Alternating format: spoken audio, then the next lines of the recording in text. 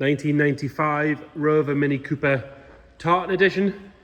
So if you don't know, the Tartan Edition was a limited number special edition car that Rover did in the mid-90s.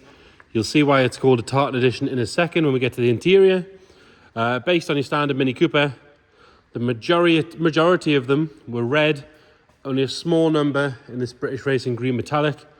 And again, the majority of them, including this one, from new went to Japan. This one's just come back in from Japan this year. It's now UK registered on that end plate. It has had a recent paint refresh. Again, a lot of the Japanese cars, although they're salt-free, nicer climate, generally better cars, they do get a little bit of fade because of the heat. So this one's had a paint refresh, which is why you'll notice it is missing the Tartan Edition stripe and sticker, which is an easily rectified thing.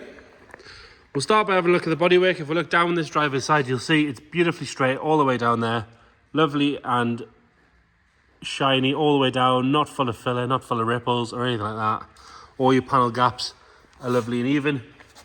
We'll start bodywork wise on this front driver's corner. There's not a mark to note on that front driver's wing. This seam is lovely and clean all the way around. As you can see, it's always something you want to check in that area. As you can see, really, really good. All the plastics are nice and tidy. They're not caked and back to black. They're not dried out or cracked. And if you have a look in there, you can see the inside of the arch. You get your hand behind all that metal section, nice and sharp. And it is on the correct Mini Light wheels with 4 good tyres in white to match the roof mirrors. So part of the Cooper pack, if you like.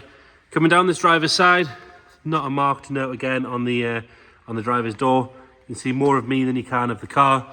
Shows you just how shiny it is. If we get up nice and close, colour is gorgeous on this car. Really, really nice. We'll have a look along the sill on this side. You've got a little bit of road grime. It was driven here, but you've got your open vent sills, which are lovely and clean and tidy all the way along. And you can see underneath, this is why people tend to prefer the Japanese import cars, because they are just so much nicer underneath. It's really, really good under there. I believe we have some pictures of it on a ramp, because it's had a little bit of protection and stuff put on underneath. We will include those pictures in the on the listing. Check this the seam as we come down the driver's side, and again, lovely and clean all the way along. No sign of any corrosion. Bottoms of the doors are lovely. All the stainless and the chrome work, again, nice and tidy. Coming round this bottom end of the windscreen, another area you want to check, again, like brand new, really, really good. Shows you up onto the roof, and again, the roof doesn't have a mark on it. There's no ripples, there's no dents. It is missing the plastic trim that runs along the gutter rail. People do tend to take those off if they don't like them. Again, you buy it in a roll, it's about 40 quid. But it does mean we can see in that gutter, lovely and clean all the way along, not a mark in there.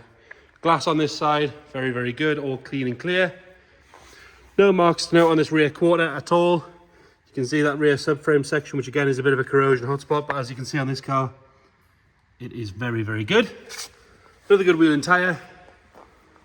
Again, if you get your hand behind on the metal section of this arch, want another little screw putting in there, which we'll do, but it is lovely and sharp all the way around. It's missing the screw from the bottom, which has got it coming away slightly, but again, that's an easy fix. Like I say, we'll put a screw in there. Both rear tail lights are bright and clean and clear. Again, you can have a good look at that colour from here as well. Around that rear screen, no marks to note at all. Really, really good. It does have the optional speakers in the parcel shop, but they are the correct Rover ones to go with the head unit. Normally that's been changed, but it does have the original head unit. Lovely and clean around the hinges. Again, you can get a bit of moisture trapped in there and a bit of corrosion, but you can see that's nice, as is that chrome rear bumper. Underneath the bumper, you can see the bottom of the battery box, which again is a bit of a corrosion hotspot. This one's lovely. Well, the new looking exhaust. You can see the back side of the wheel and everything. The valance, all lovely and clean and tidy. Again, this is why people tend to prefer the Japanese ones. Round on the passenger side, looking up this side, again, lovely and smooth all the way up. Get our hands behind on that arch. Really nice and tidy. Another good wheel and tyre. No marks at all to note on this side either. And then apart from a bit of road dirt, Lovely and clean along that sill. Nice open vents. Have another look underneath the car from here. You appreciate it's dark, but you can see it's really, really good. And again, that seam down the bottom here, lovely and clean. It does make for a boring video, but it makes for a very, very good car when there's nothing to whinge about. Front wing, nice and tidy, hands in behind that arch. Again, lovely and sharp. The seam on this side, again, perfect. We'll have a look around the screen on this side. Nothing at all to whinge about there. One of the reasons Japanese cars do tend to get a bit of a paint refresh when they come in is we end up with a bit of faded patch here, which is sort of the hot point of the engine, mixed with the higher temperatures of the country, obviously. But you can see this one, lovely and clean all the way across. I mean, it is literally like glass, that paintwork is gorgeous. Grille, all nice and tidy. It's got a set of 4 wide pack lamps, 2 for spotlights and 2 for full beam. You see there, brand new underneath. Look better with the covers on, they always look really good. Now the owner has decided to put the plate up here. There is mounting brackets down the bottom there should you want to put a normal UK plate on. That is just a vinyl sticker, so it will peel off if you want to do that. Lovely and clean around the lights, all the chrome work is nice and tidy. It's been parked here a little while, it's not dropping any fluids or anything on the floor, as you can see. Now, moving on to the interior, so this is why we call it a Tartan edition. Couldn't be more self-explanatory really, because it's got tartan. So like I say, quite a rare exterior colour for this limited edition. The interior is a green tartan with a red check with a bit of orange in it. And red seat belts, front and rear. You can see that rear bench, beautifully clean and tidy, no marks at all to note in there, doesn't look like it's been used hardly at all. Headlining, lovely and clean. Even around the sun visors, normally they sort of sag out a little bit. But there's no marks at all in there. It does look dirty on the camera, but that is just the shadow. It is very nice if we get nice and close. You can see just how good it is. Driver's seat, there's no sign of any wear down the bottom here. Got a light sag there where someone's been sat on it, but a steam clean would get rid of that straight away. Really, really good on the bottom. And again, all the piping is good. It's nice and firm. Door card, lovely and clean. Door shuts nice and tidy. It's got the original black carpet set in here, which is lovely and clean. Even the heel pad is good. And then we have proper Rover Mini mats down there, which again, the heel pad is lovely. They look like they've been in there pretty much from new. Pop the bonnet while we're here. Steering wheel. This is the Cooper steering wheel, lovely and tidy.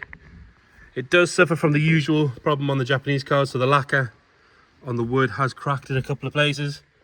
Not a major issue, it doesn't really...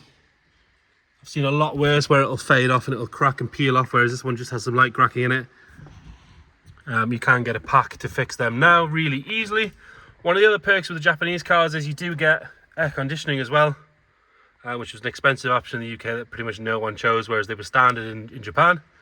We've got the original Rover head unit, like I say, with the optional extra speakers. This one has 86,000 kilometers on the dial. If you check the description, we'll detail what we know about service history. It is quite rare they come in with service history, but I believe this one does have quite good history. Backside of the tailgate is lovely and clean. You can have a look underneath that carpet set. It does have the battery box as well, which is pretty rare. Correct spare wheel, lovely and clean in there. No sign of any corrosion in the usual spaces. Really, really good. Even around the fillet is lovely. Normally they pit and go horrible. And then passenger side again, really nice and tidy on the door card. There's nothing at all to whinge about on those seats at all. Really, really good. No funny smells, no sign of any trapped moisture or anything like that.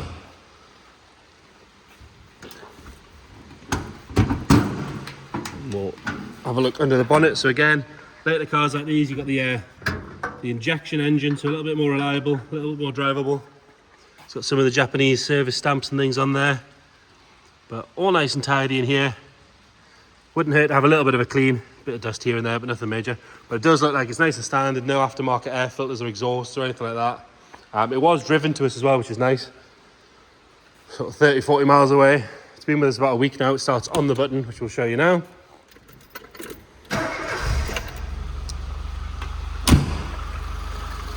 Like I say, it's one of the quietest, smoothest injection minis I've ever had. Really, really good.